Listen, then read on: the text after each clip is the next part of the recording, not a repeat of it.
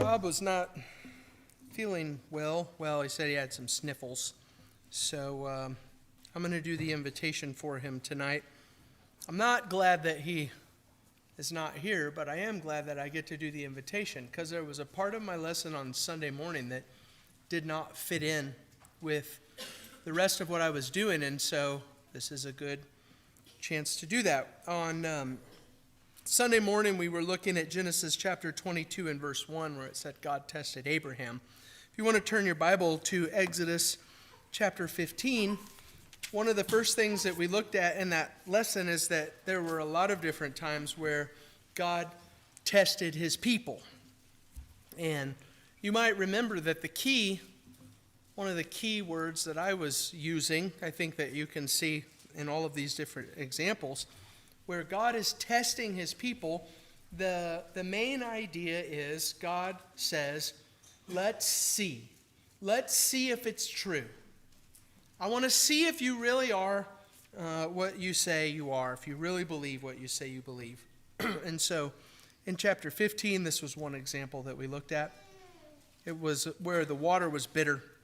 The second part of verse 25 says, there the Lord made them a statute and a rule, and there he tested them. So it's just one example of God testing the people. Chapter 16, since this is on the same page for me, down in verse 4. Then the Lord said to Moses, behold, I am about to rain bread from heaven for you, and the people shall go out and gather a day's portion every day, that I may test them whether they will walk in my law or not. And so there's the idea. Here are the circumstances for my people, and we're going to see. It's a test. We're going to see if you really are what you say you are. Well, then turn over to chapter 17. This is where we're going to start something different tonight. It's kind of connected, but it's a completely different conversation. And that is, it's different. It's not God testing his people to see if they have faith. It's God's people testing God to see, I don't know what they're trying to see, but they're testing God. And this is no bueno. All of these examples that we saw, God tests his people. He's God. He can do what he wants to do. But there are several things, we'll only look at a handful of them tonight, where God specifically says, it is not okay for you to test me. So here's an example, and this is another water example. 17 and verse 1. Excuse me. All the congregation of the people of Israel moved on from the wilderness of sin by stages, according to the commandment of the Lord, and camped at Rephidim, but there was no water for the people to drink. Therefore the people quarreled with Moses and said, give us water to drink. And Moses said to them, why do you quarrel with me? Why do you test the Lord?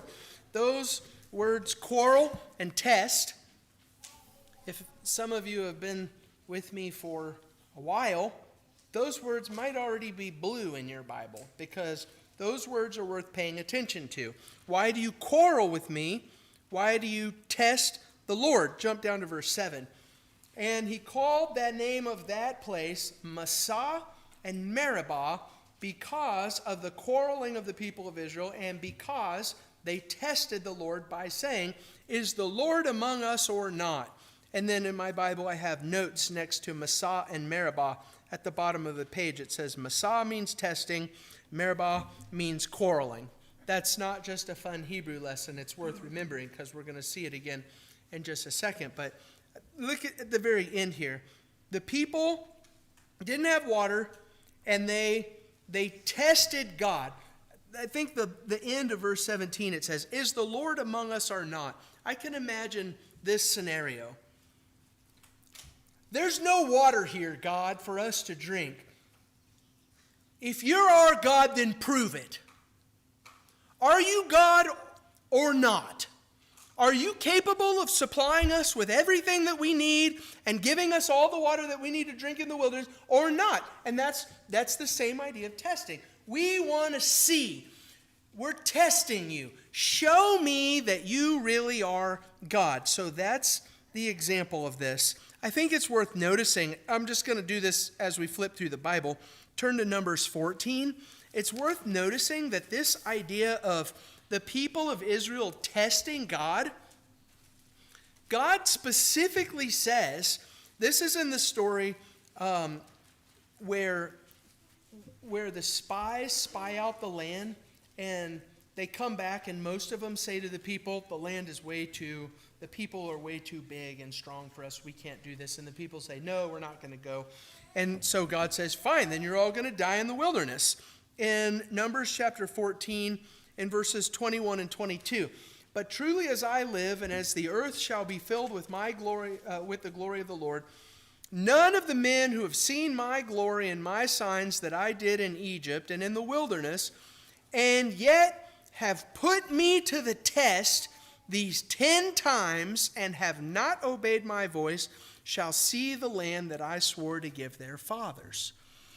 So the people keep saying to God over and over again, I guess I can't say that. I can't find a verse that says that. But this is the scenario that I've painted in my mind.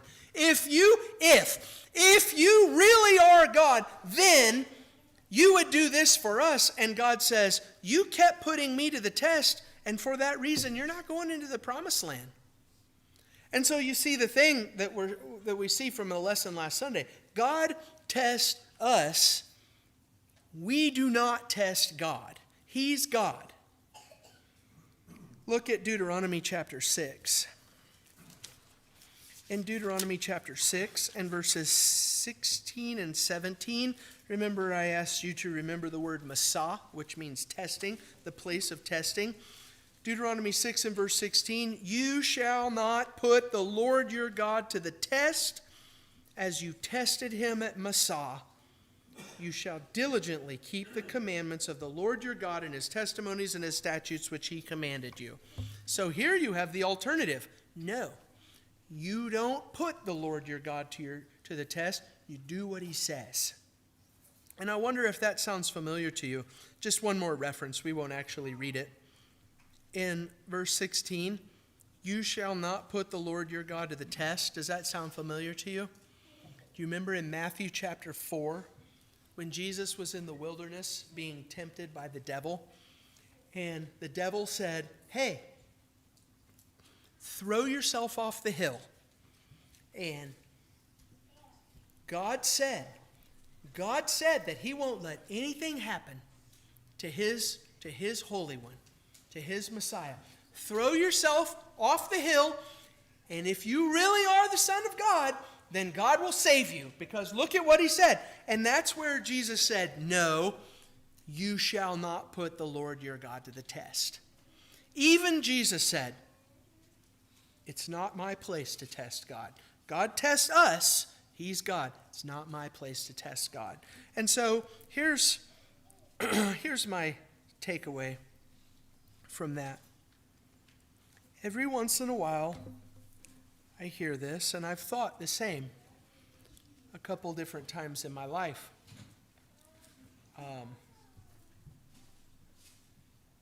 If you really are there, God, and then fill in the blank. Give me a sign, answer my prayer, do this thing that I really need or that I really want. If you really hear me, if you really are God, we don't test God. We trust God. God tests us. We trust God. If you're here tonight and you're not a Christian, that's what Christianity is all about. It's the spot in your life where you say, I'm coming to God through faith and trust in Jesus. And then you turn away from your sin, die to yourself, be buried in the waters of baptism. When you come up out of that watery grave, walk as best you can like Jesus did, in faith and trust. We can help you with that tonight. Come forward as we sing the invitation song.